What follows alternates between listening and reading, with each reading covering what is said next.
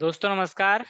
आज की इस क्लास में हम जेमिनी के लग्नों के बारे में समझने की कोशिश करेंगे, जिसका जेमिनी एस्ट्रोलॉजी में बहुत ही ज़्यादा इम्पोर्टेंस है और जिसके माध्यम से ही हम जेमिनी एस्ट्रोलॉजी में प्रिडिक्शंस करते हैं।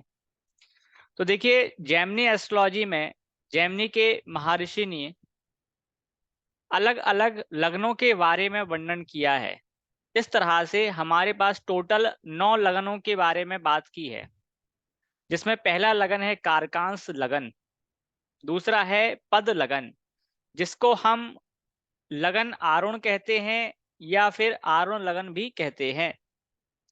तीसरा लगन है उपपद लगन, चौथा है द्वादश भाव के पद, द्वादश भाव के पद, पांचवा है होरा लगन, छठवा है वर्णद लगन, सातवां है भाव लगन, आठवां है घटिका लगन और नौवां है निषेक लगन। इस तरह से हमारे पास जेमिनी एस्ट्रोलॉजी में ये 9 प्रकार के लगन बनते हैं। ये 9 प्रकार के लगन बहुत सारी चीजों के बारे में बताने के लिए तत्पर होते हैं, लेकिन जो नए एस्ट्रोलॉजर्स थे, नए रिसर्चर्स थे, उन्होंने मोस्टली स्टार्टिंग के 4 लगनों पे ही ज्यादातर काम किया हुआ है, जैसे कारकांस लगन, आरुण लगन, उपपद लगन और द्वादश भाव के पद। इन 4 लग्नों पर ही मुख्यतः काम किया हुआ है, इन पर ही रिसर्च किया हुआ है। इसलिए हम इस क्लास में बेसिकली इन 4 लग्नों पर बहुत ही ज्यादा डिस्कशन करेंगे, इनको ही समझने की कोशिश करेंगे। क्योंकि यदि आप इन 4 लग्नों के बारे में ही समझ जाएंगे तो आप बहुत हद तक जेमिनी एस्ट्रोलॉजी को समझ जाएंगे और उसको अप्लाई भी कर पाएंगे। तो हम वन बाय वन इन 4 लग्नों पर बात करेंगे। पहले कि इनको देखना कैसे है, इनको बनाना कैसे है, इनको चार्ट में अप्लाई कैसे करना होता है। क्योंकि जेमिनी एस्ट्रोलॉजी का जो कैलकुलेशन है वो बेसिकली इतना हार्ड नहीं है कि जिसको आप कैलकुलेट ना कर पाओ या जिसके लिए हमें कोई सॉफ्टवेयर की जरूरत पड़े। ये बहुत सरल है, आसान है और सटीक है। थोड़ा सा कैलकुलेशन करना है और आपको ये लगन कैलकुलेट हो जाएंगे। इसलिए ज्यादातर जेमिनी एस्ट्रोलॉजी का कोई खास सॉफ्टवेयर ऐसा नहीं है जो इन सारे लगनों को कैलकुलेट करके आपको बताता हो। हाँ, बट एस्ट्रोसेज वगैरह के एप्लीकेशंस हैं, वो आपको कारकांस लगन निकालना बता देते हैं, जो कि 1 मिनट का काम होता है, बहुत सरल होता है। और आपको अभी मैं जब सिखाऊंगा तो आप भी बहुत आसान तरीके से इसको सीख जाएंगे। तो चलिए बात करते हैं कि बेसिकली इन लगनों को कैलकुलेट कैसे करना है। तो देखिए, सबसे पहला लगन आता है कारकांस लगन। कारकांस लगन ये लगनों में सबसे ज्यादा मुख्य लगन माना जाता है, जिसकी तुलना हम जन्म कुंडली के लगन से कर सकते हैं।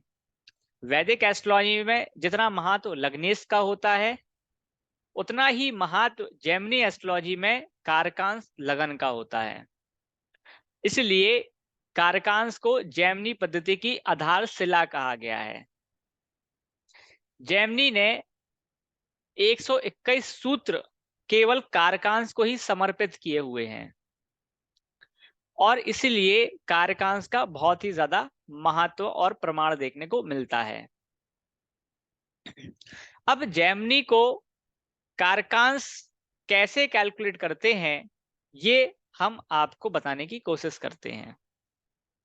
तो देखिए, सबसे पहले आप अपनी कुंडली का आत्मकारक ग्रह कैलकुलेट कर लें। आपको मैंने बताया था कि आत्मकारक ग्रह कौन होता है। आत्मकारक ग्रह वह होता है जो कि कुंडली में डिग्री वाइज सेकेंड पोजीशन का सबसे ज्यादा, सॉरी, फर्स्ट पोजीशन का सबसे ज्यादा डिग्री लिए हुए होता है। तो जिसमें हम राहु और केतु को इग्नोर करते हैं। बाकी के बचे जो 7 प्लेनेट होते हैं, उन 7 प्लेनेट में जिस भी प्लेनेट की डिग्री सबसे हाईएस्ट होती है, वही हमारी कुंडली का आत्मकारक ग्रह बनता है। तो सबसे पहले आप आत्मकारक ग्रह को देखिए।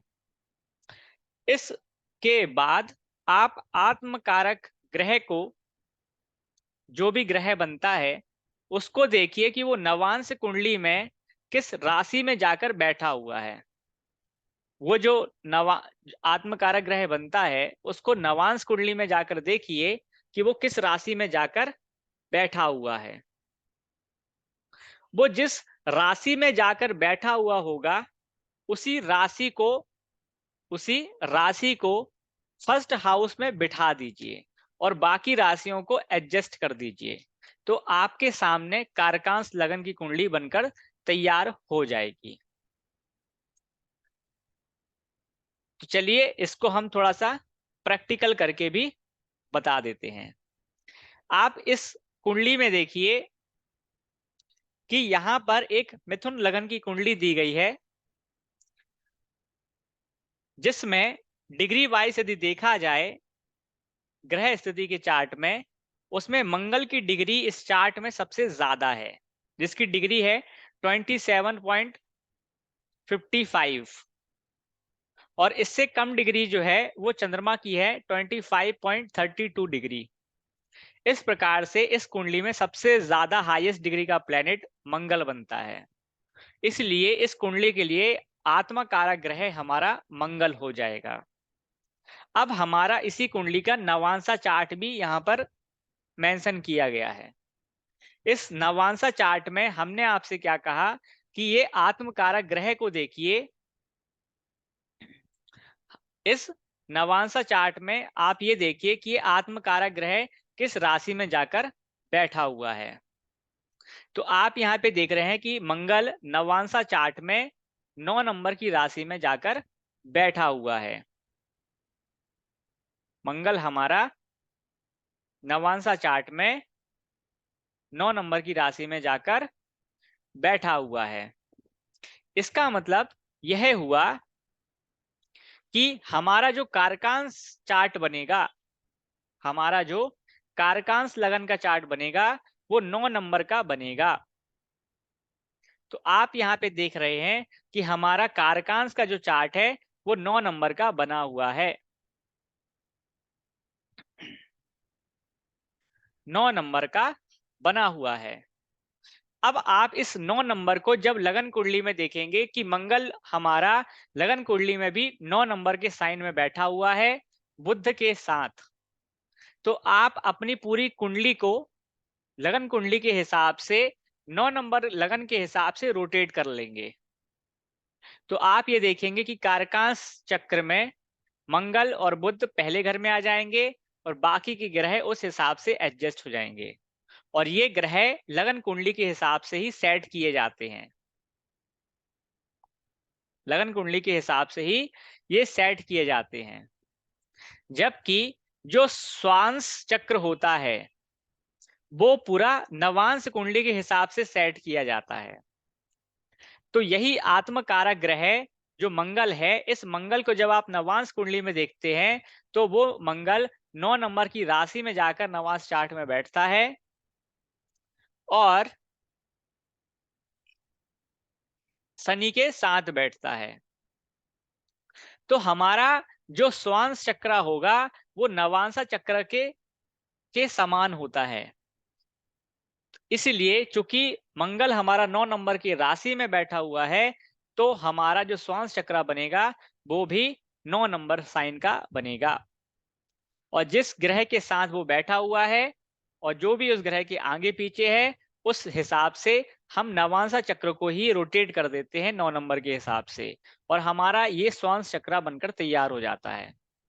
इस तरह से हमारी कुंडली में हमें जैमिनी पद्धति के माध्यम से कारकांश चक्र और स्वांश चक्र मिल जाता है। तो कारकांश चक्र बेसिकली लगन कुंडली का ही चक्र होता है, जिसे हम आत्मकारक ग्रह के हिसाब से रोटेट कर देते हैं, और स्वांश चक्र नवांश चक्र के समान होता है, जिसे हम आत्मकारक ग्रह की स्थिति के अनुसार चेंज कर देते हैं। केवल दोनों में इतना ही फर्क है। तो जैसे आप सभी को पता है कि पाराशरी ज्योतिष में लगन कुंडली और नवांश कुंडली का बहुत ही ज्यादा महत्व है, उसी प्रकार से जेमिनी एस्ट्रोलॉजी में भी कारकांश और स्वांश चक्र का बहुत ही ज्यादा महत्व है, और इनका महत्व लगन कुंडली और नवांश कुंडली के जैसा ही है, क्योंकि ये उससे ही बन रहे हैं। इसलिए ज्योतिष जगत में वैदिक ज्योतिष को ज्योतिष की मां कहा गया है, और बाकी के जो सिस्टम उसी सिस्टम से निकल कर आए हैं, ये कहीं मौसी कही गए हैं, कहीं उनके बच्चे कहे गए हैं, क्योंकि जैमिनी ज्योतिष पाराशरी ज्योतिष में ही बेस्ड होती है। तो दुनिया की कोई भी और भी ज्योतिष जो हो, वो पाराशरी ज्योतिष से ही निकल कर आई हुई है। इसलिए पाराशरी ज्योतिष को सीखना अनिवार्य माना जाता है, कि जिसको पाराशरी ज्योतिष आ जाती है, उसको फिर जैमिनी या कोई भी ज्योतिष तो आ ही जाएगी। हाँ, इतनी बात तो सत्य है ही, बस केवल इतना और सत्य है, ये मान के चलिए कि जो बाकी के सिस्टम बाद में आए, वो आपको सपोर्ट करते हैं और सटीक बताने की कोशिश करते हैं, लेकिन आपका पूरा का पूरा सिस्टम पाराशरी सिस्टम पर ही बेस्ड होता है। आप पाराशरी सिस्टम को इग्नोर नहीं कर सकते। इसलिए आपको पाराशरी विद्या के साथ साथ इन बाकी अदर टूल्स के बारे में भी इंफॉर्मेशन होना चाहिए, जैसे केपी एस्ट्रोलॉजी है, हमारा जेमिनी है, हमारी लाल किताब है, हमारे और भी जो अदर सिस्टम्स इससे निकल कर आए हैं, उनके बारे में आपको पता होना चाहिए। इसलिए यदि आप लोग ये सोचते हैं कि जेमिनी ज्योतिष कुछ अलग होगा, तो ऐसा नहीं है। वो इसी पाराशरी सिस्टम पर ही बेस्ड है, बस उसको देखने का तरीका अलग है, वो मॉडिफिकेशन किया गया है। जो पाराशरी ज्योतिष में सटीकता नहीं निकल पाती, और सटीकता निकलती भी है तो काफी कैलकुलेशन के बाद निकलती है, तो वही सटीकता हमें अदर टूल्स के माध्यम से, जो कि पाराशरी सिस्टम पर ही बेस्ड हैं, उनके माध्यम से बहुत कम समय में बहुत अधिक सरलता के साथ देखने को मिल जाती है। यही इन छोटे छोटे सिस्टम की खासियत है। इसलिए आपको पाराशरी ज्योतिष का तो रूल पता होना चाहिए, और फिर आप बाकी अदर सिस्टम की भी हेल्प लेकर और अच्छी प्रिडिक्शन में महारत हासिल कर सकते हैं। तो आपने अभी इस क्लास में कारकांश चक्र और स्वांश चक्र को कैलकुलेट और बनाना सीखा है। बहुत ही सिंपल सा, कि जो भी हमारा लगन कुंडली का चार्ट है और जो भी हमारा नवांश कुंडली का चार्ट है, उसमें जहां भी आत्मकारक ग्रह बैठा हुआ है, उस राशि को रोटेट कर दिया जाए। रोटेट करेंगे लगन कुंडली के हिसाब से तो वो कारकांश चक्र बन जाएगा, और नवांश कुंडली के हिसाब से उसी ग्रह को, आत्मकारक ग्रह को रोटेट करेंगे तो स्वांश चक्र बनकर हमें मिल जाएगा। अब बात करते हैं हम हमारे दूसरे लगन की। दूसरा लगन था हमारा आरुण लगन, जिसे हम पद लगन भी कहते हैं। देखिए, आरुण लगन का सिस्टम भी बहुत ही सरल है, क्योंकि कारकांश लगन के बाद जो सबसे ज्यादा इंपॉर्टेंट लगन है, वो आरुण लगन ही माना जाता है जैमिनी ज्योतिष में। तो आरुण लगन को हम किस तरीके से देख सकते हैं? आरुण लगन को हम किस तरीके से देख सकते हैं? जब आप जैमिनी ज्योतिष में कारकांश लगन की कुंडली को बना लेते हैं, जब आप जैमिनी ज्योतिष में कारकांश लगन की कुंडली को बना लेते हैं, तो उस कारकांश लगन कुंडली का एक लग्नेश होता है। अब कोई ना कोई तो लग्नेश होगा ही होगा।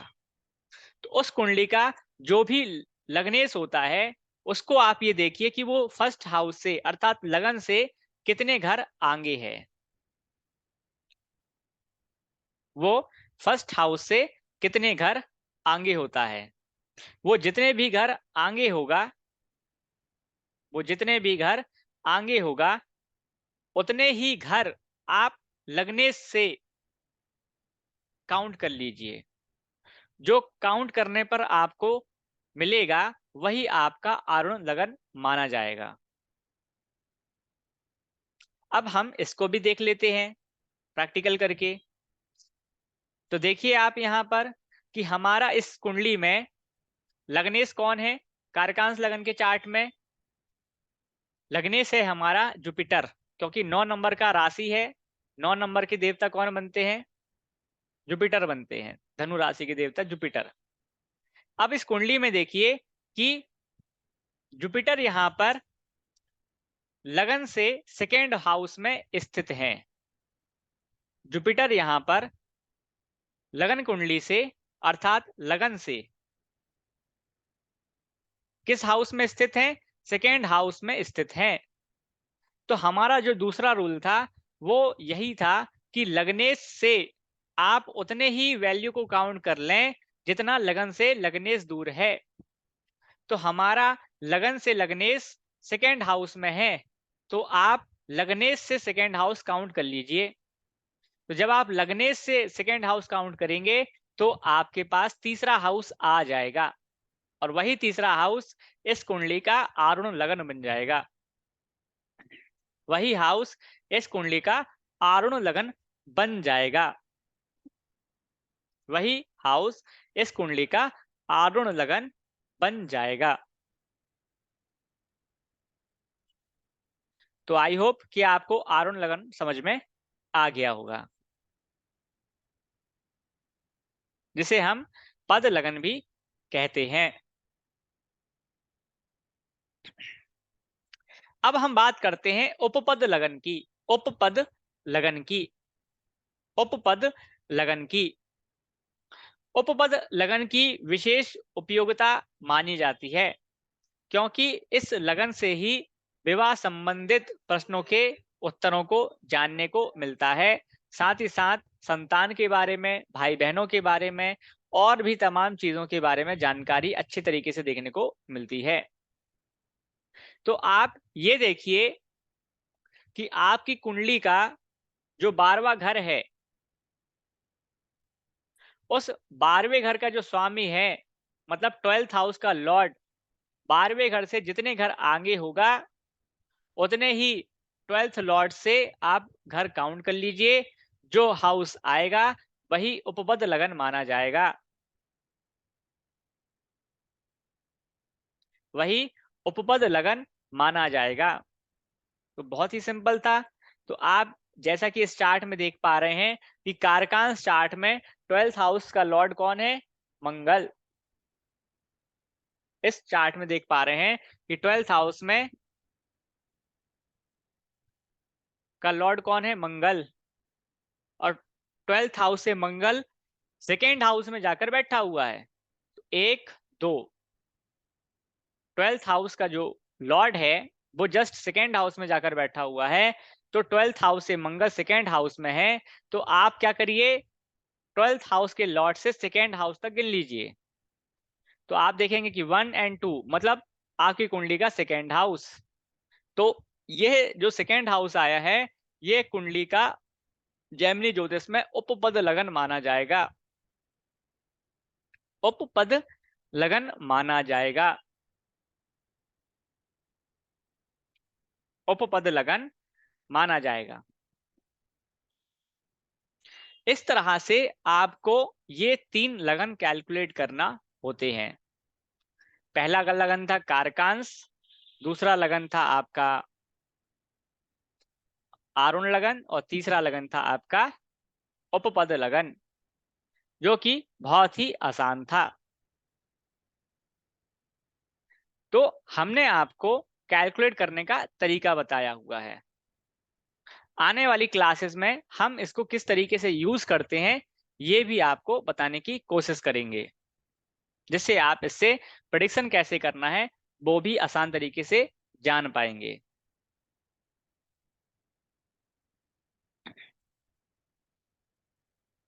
तो अब हम आपको एग्जाम्पल से और भी अच्छे तरीके से समझा देते हैं कि जब आप एक एग्जाम्पल और ले लेते हैं ताकि आपको चीजें क्लियर हो जाएं। कि देखिए कारकांश लगन कैसे बनता है। कारकांश लगन हमारे आत्मकारक ग्रह को देखिए। कुंडली का जो भी आत्मकारक ग्रह होता है वो आत्मकारक ग्रह लगन कुंडली में जिस राशि में बैठता है उस राशि को ही रोटेट कर दीजिए, लगन बना दीजिए। जो कुंडली बनकर आएगी वही कारकांश लगन मानी जाएगी। ये हमारा पहला रूल था कारकांश लगन को कैलकुलेट करने का। दूसरा आया आपका आरुण लगन। आरुण लगन में जो आपकी कुंडली का लगन होता है अर्थात लग्नेश होता है, तो लगन से लग्नेश जितने घर आगे होगा उतने ही घर लग्नेश से आप काउंट कर लीजिए, जो हाउस निकल कर आएगा वही आपकी कुंडली का आरुण लगन माना जाएगा। और फिर आता है तीसरा उपपद लगन। तो कुंडली के 12th हाउस से 12th हाउस का लॉर्ड जितने घर आगे होगा, कुंडली के 12th हाउस से 12th हाउस का लॉर्ड जितने घर आगे होगा उतने ही घर 12th हाउस के लॉर्ड से गिन लीजिए, वो आपका उपपद लगन माना जाएगा। तो आपको इस क्लास के माध्यम से जो भी डाउट आता है उसको हम नेक्स्ट क्लास में कवर अप करेंगे, ताकि आपको ये कॉन्सेप्ट पूरी तरीके से क्लियर हो जाए। आज के लिए इतना ही, मिलेंगे नेक्स्ट क्लास में।